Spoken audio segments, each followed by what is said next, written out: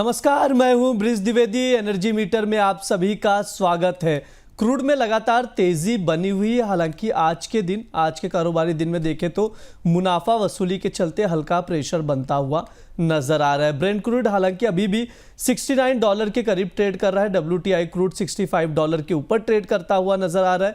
वहीं अगर natural gas की बात की जाए तो नेचुरल गैस में भी थोड़ी सी रिकवरी आई है। 263 के करीब नेचुरल गैस भी ट्रेड करता हुआ नजर आ रहा है। ऐसे में कच्चे तेल नेचुरल गैस में ट्रेडर्स की आज के लिए क्या रणनीति होनी चाहिए, इंट्राडे में किस रेंज में खरीदा जा सकता है, बेचा जा सकता है, इस पर बात करने के लिए हमारे साथ जुड़ रहे इंटेलिसिस वेंचर्स के founder and CEO Amit Suresh Jain ji. Sir बहुत बहुत स्वागत है आपका द बोनस में। Thank you sir. कैसे ब्रिज सर? सर हम एकदम बढ़िया। नोएडा में बारिश हो रही है, आप बताइए मुंबई का हालचाल। मैं पुणे में हूँ सर। पुणे में तो काफी टाइम से नॉर्मल मॉडरेट टेम्परेचर है, ना कोई ठंड पड़ती है ना कोई ज्यादा बारिश होती है। तो बढ़िया टेम्परेचर हो रखा है। गणपति के समय तो बारिश वारिश होती होगी सर, विसर्जन बारिश के हो दिन। रही बारिश हो रही है सर। कल से विसर्जन चालू हो गए मोस्टली, हम्म। और हल्की हल्की बारिश हुई थी कल। जी सर, बिल्कुल। हाँ सर, क्रूड की बातचीत करेंगे। सबसे पहले हम लोग जिस तरह से प्राइजेस में उछाल देख रहे हैं क्रूड के, अपसाइड मूवमेंट था, बना हुआ था। हालांकि अभी थोड़ी सी सेलिंग प्रेशर है, मुनाफा वसूली के चलते भी है और तमाम फैक्टर्स है। अभी हम लोग जो देख पा रहे हैं, ब्रेंट क्रूड $69 के करीब है, WTI $65 के ऊपर ट्रेड कर रहा है। घरेलू बाजार में अगर देखें तो 5660 की कीमत चल रही है। करीब करीब 5700। आधे फीसद का प्रेशर बना हुआ है। सर क्रूड ऑयल को शॉर्ट टर्म नजरिए से आप कैसे देख रहे हैं सर?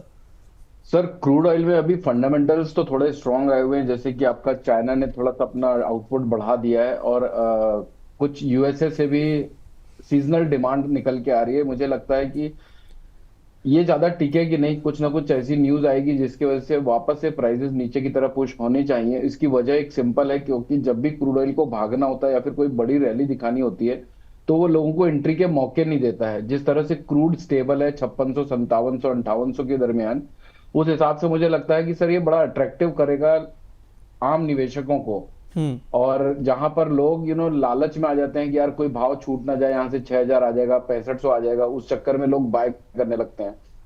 तो ऐसी सिचुएशन में मैं अग्रेसिव बाइंग साइड नहीं जाऊंगा, क्योंकि यहाँ पर मेरे व्यू और फंडामेंटल स्टोरी में थोड़ा सा कॉन्फ्लिक्ट है। हम्म। 5700, 5788 और 5800 के आसपास अगर मिले तो 5861 के स्टॉप लॉस से 5743 पहला टारगेट होगा, 5688 दूसरा टारगेट होगा, और 5668 तीसरा टारगेट होगा।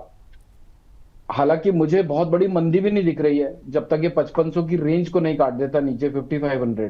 तो यहां पर एक बाइंग साइड में भी रिस्क ली जा सकती है, लेकिन सिर्फ करेक्शन में। करेक्शन 5626 और 5630 के अगर आसपास भाव मिले तो वहां पर 5569 के स्टॉप लॉस से वापस से recovery, bounce back, technical bounce back के लिए 5680 और 5720 के लिए बाय किया जा सकता है। जी बिल्कुल। हाँ, सर की ओर से दोनों ट्रेडिंग कॉल दिए जा रहे हैं बाय एंड सेल के। आप देख सकते हैं जिस रेंज में अगर आपको मिले उस रेंज के अकॉर्डिंग ट्रेड लेना। अगर आपको 5626 या 5630 के करीब अगर मिलता है तो वहां पर बाय करने की सलाह दी जा रही है।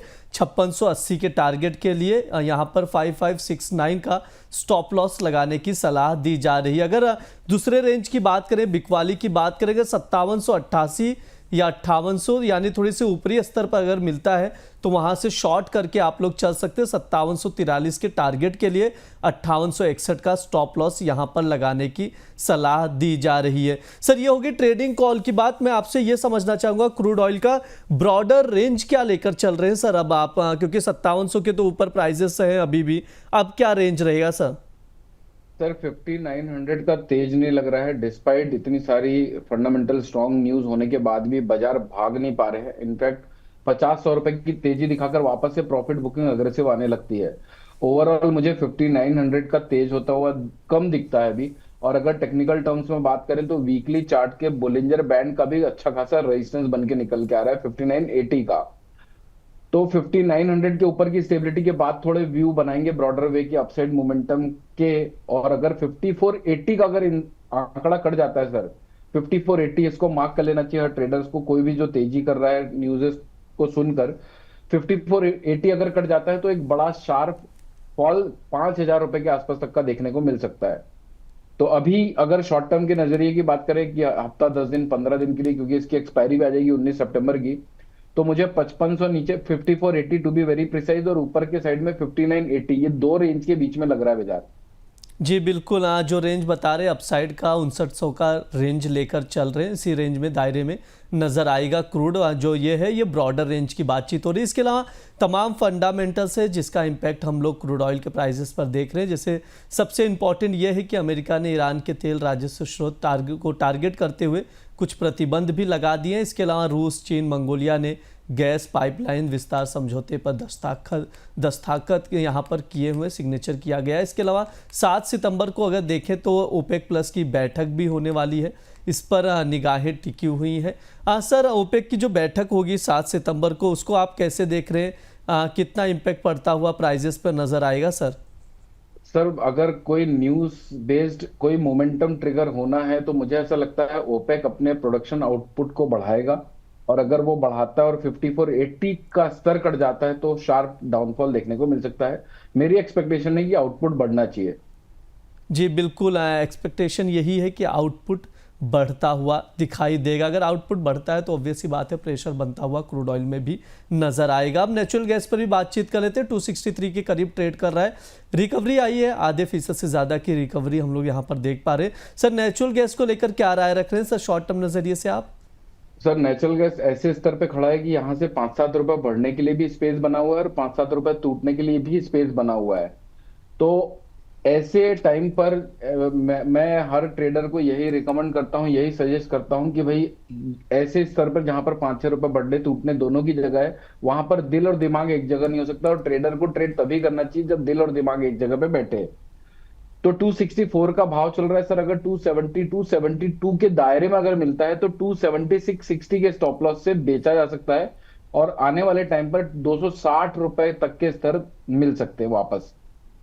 जी बिल्कुल, यहाँ पर बिकवाली की सलाह दी जा रही है। आप देख सकते हैं ट्रेडिंग कॉल स्क्रीन पर शो किया जा रहा है। 270 या 272 के करीब अगर मिलता है, अभी 263 है, यानी अगर कीमतें ऊपरी स्तर पर जाती हैं यहाँ से 6-7 रुपया अपसाइड, तो वहाँ से शॉर्ट करके 260 के टारगेट के लिए चल सकते हैं आप, और 276.6 का स्टॉप लॉस लगाने की सलाह दी जा रही है। सर, बाय कॉल भी है क्या नेचुरल गैस में?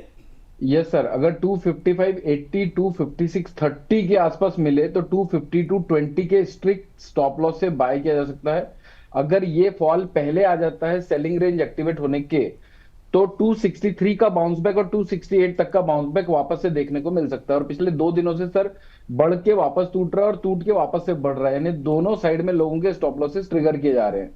जी बिल्कुल, ये बात आपने बिल्कुल सही कही कि जो रेंज है वो थोड़ा सा ऊपर साइड जा रहा है, फिर डाउन साइड आ रहा है, प्राइजेस ऊपर नीचे मूव करते हुए दिखाई दे रहे हैं। अभी अगर बाय करना चाहते हैं, अगर खरीदारी भी करना चाहते हैं आप, तो यहाँ से अगर 8 रुपये की गिरावट आती है, तकरीबन 8 रुपये की, तो 258 के करीब या 255 या 256 के करीब आप बाय करके चल सकते हैं। 263 के टारगेट के लिए स्टॉप लॉस 252 का लगाना है। स्क्रीन पर ट्रेडिंग कॉल शो किया जा रहा है, आप लोग नोट डाउन करके चल सकते हैं। ये ओवरऑल हमने एनर्जी मार्केट को समझा, क्रूड ऑयल और नेचुरल गैस को विस्तार से बातचीत की गई, फंडामेंटल्स भी बताए गए सर की ओर से। इसके अलावा ट्रेडिंग कॉल्स जिस तरह से सर ने सजेस्ट किया उसके अकॉर्डिंग आप लोग बाय एंड सेल करके चल सकते हैं। सर, कोई डिस्क्लेमर रहेगा आपकी ओर से? सर, एक बात बोलना चाहूंगा, जिस तरह का बाजार है अभी, इस तरह के बाजार में मैं सिर्फ एक ही चीज कहना चाहूंगा कि कभी कभी हमें बाजार को पार्टिसिपेट करना जरूरी नहीं होता है। हम बुढ़े होते हैं, बाजार बुढ़ा नहीं होता है। तो 1-2 दिन अगर कामकाज नहीं भी करेंगे तो भी चलेगा, लेकिन क्लैरिटी के साथ काम करना चाहिए। और नेचुरल गैस में सर मेरी पर्सनल होल्डिंग कुछ भी नहीं है, ना ही कोई कंपनी की होल्डिंग है। हो सकता है हमारे क्लाइंट की कहीं ना कहीं पोजीशन बिल्टअप हो। जी बिल्कुल, बहुत बहुत शुक्रिया सर आज की चर्चा में जुड़ने के लिए। ये हमारा एनर्जी मीटर शो है। इस दौरान crude oil, natural gas, electricity, जो तमाम एनर्जी कमोडिटीज़ हैं उस पर बातचीत की जाती है, फंडामेंटल्स बताए जाते हैं, जो भी अपडेट्स आते हैं वो भी आप तक पहुंचाए जाते हैं। इसके अलावा एक्सपर्ट्स जो है कुछ ट्रेडिंग कॉल सजेस्ट करते हैं, वो आप सब देख कर चल सकते हैं। इसके अलावा अगर आप लोगों की कोई भी सवाल हो तो कमेंट बॉक्स में पूछ सकते हैं, उस पर हम लोग एक्सपर्ट से राय ज़रूर लेंगे। इसके अलावा आप लोग लगातार द बोनस के साथ जुड़े रहें, चैनल को सब्सक्राइब करें, वीडियोज़ को शेयर करें। धन्यवाद।